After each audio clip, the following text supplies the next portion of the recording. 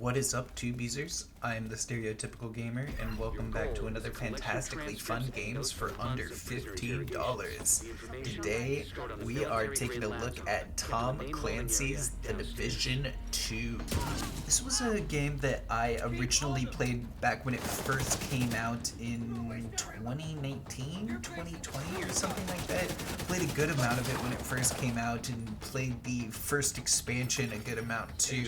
And then just stopped playing after that, and just recently I decided to pick it back up and try a new character and just get back into the swing of things. And there's just so many things that I really enjoy about this game, and the things that kind of made me quit seem to have been patched. Hopefully I haven't encountered any of the bad in this game, and we'll get to that in a bit, but overall I just love the experience of this game.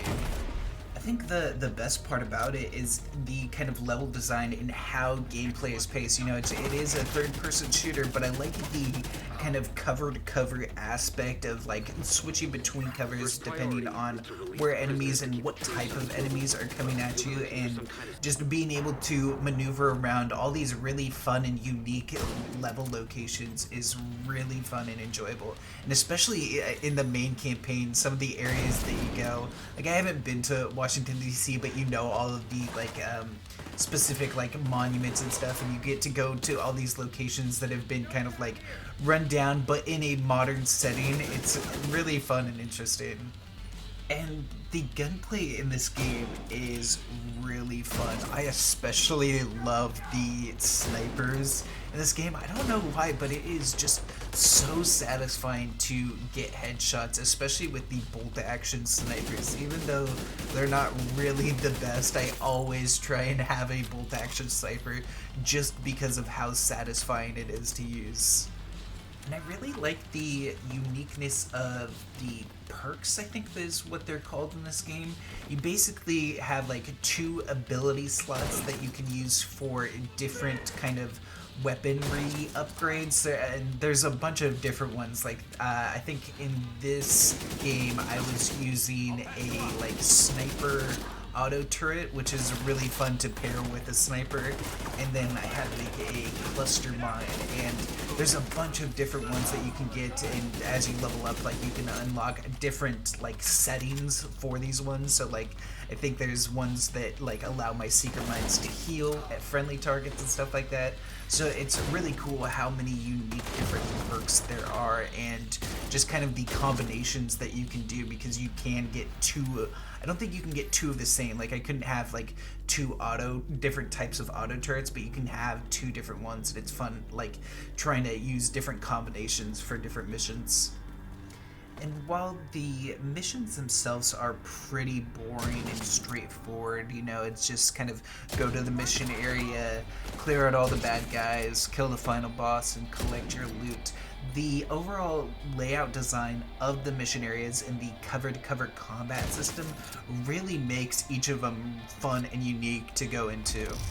And I feel like the difficulty scaling for this game when playing with other people is really well done. Like I feel like the challenges playing solo versus with friends, obviously there's different challenges to that, but overall I feel like the difficulty to each of them kind of feels the same, which is really nice.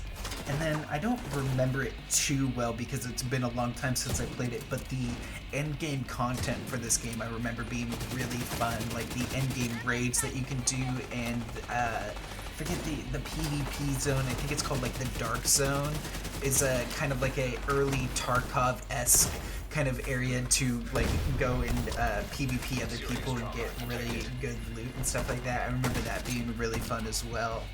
I did really enjoy the movement system in this game and the kind of cover-to-cover combat.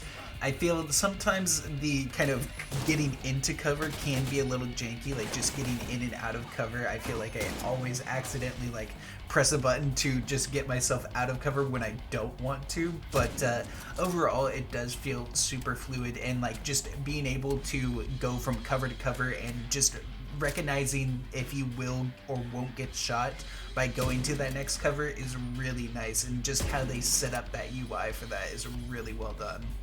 But overall, I would say the movement system and the gunplay in this game are kind of average, but what really actually sets this game apart is the level designs and the cover-to-cover combat and how that is incorporated into each level and into each really firefight that you get into in each mission is just really well done and really is what sets this game apart and makes it a really good third-person shooter. But I wouldn't say this game is perfect, so let's get into some of the bad aspects of this game. One of the biggest reasons I stopped playing this game originally was there was a bug that would just like boot you offline on this game just randomly, like every 30 to 40 minutes or so, and it was just so frustrating because like some of the kind of longer form endgame content would take longer than 30 to 40 minutes and you just get randomly disconnected and you wouldn't be able to finish it because it would just boot you back to the main menus and stuff like that.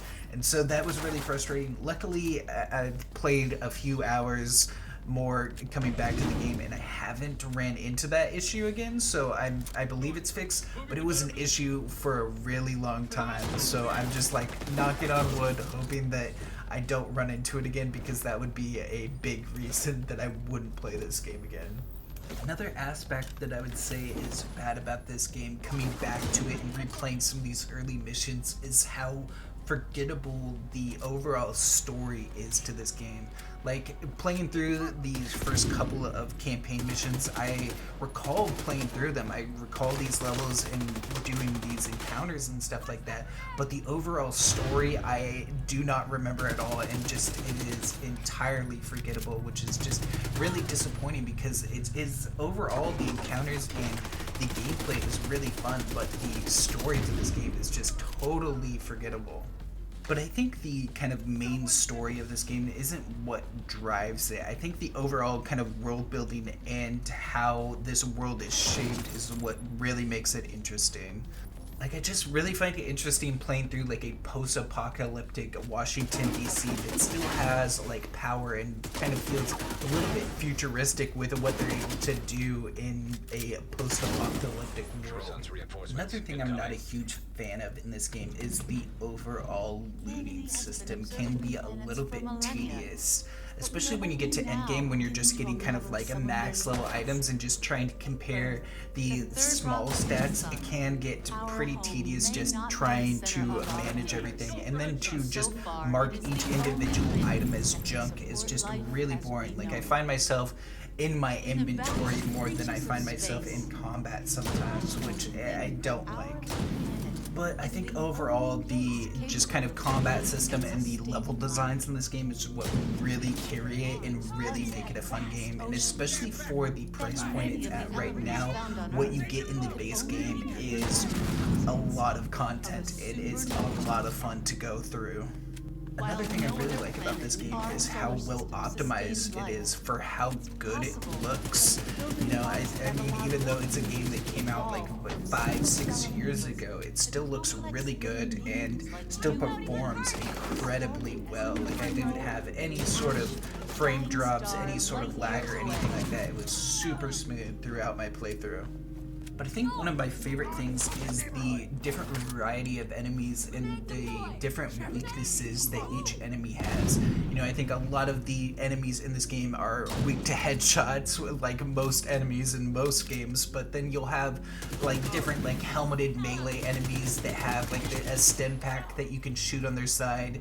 You have grenadier enemies that you can shoot right before they're about to throw a grenade to have them drop it right there.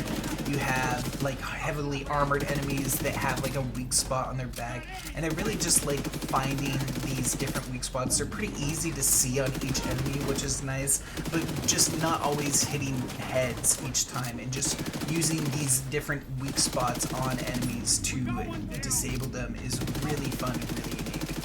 Yeah, I think overall they just do a really good job of making each combat scenario feel unique with how the level is designed, because even though you're running into a lot of the same enemies and the overall gunplay is kind of basic, the just overall level design and how you go about killing all of these enemies is really fun and really unique each time you go into it. But anyways, that's going to be it for me today. I hope you guys enjoyed the video. Make sure to leave a like if you did. Comment any other fantastically fun games for under $15 that you know of, and I'll definitely check them out. And make sure to hit that subscribe button. I'll catch you in the next one. Peace.